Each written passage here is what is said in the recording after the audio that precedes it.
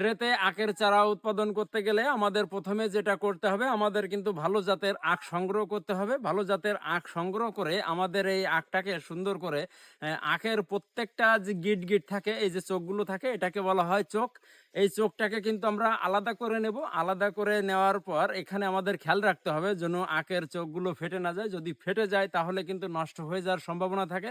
তো আলাদা করে নেওয়ার পর আমাদেরকে যেটা করতে হবে, এটা কিন্তু আমাদের ছত্রাকনাশক পাউডার দিয়ে এই যে আপনার বীজগুলো এগুলো কিন্তু শোধন করে নিতে হবে।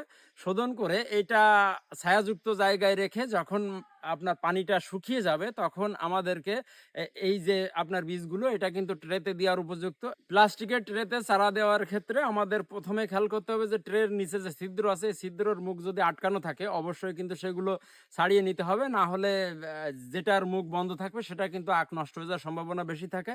এবার আসেন, ট্রের ভিতরে আমাদের কোকোপিটটা ঢেলে দিলাম। ঢেলে দেওয়ার পর আমাদের এই যে আখের বীজগুলো তৈরি করেছি এগুলো আস্তে আস্তে সুন্দর করে সারিবদ্ধভাবে আপনার সাজিয়ে দিতে হবে। দেওয়ার পর এটাকে আমরা নিয়ে যাব একটা ছায়াযুক্ত জায়গায়। এই যে দেখতে পাচ্ছেন এখানে কিন্তু আমরা পলিথিন দিয়েছি।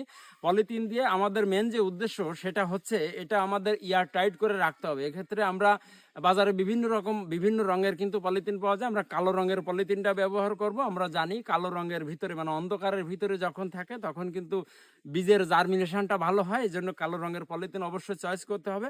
কালো রঙের পলিথিন এই যেমন আমরা দেখতে পাচ্ছি এভাবে আমরা চারি সাইড দিয়ে সুন্দরভাবে ভাঁজ করে কিন্তু এই যে আমরা ট্রেগুলো এগুলো সুন্দর করে আটকে রাখবো। আমরা আশা রাখি ৩ থেকে ৪ দিন পরে চারাগুলো ঠিকই মাথা উঁচু করে দাঁড়াবে।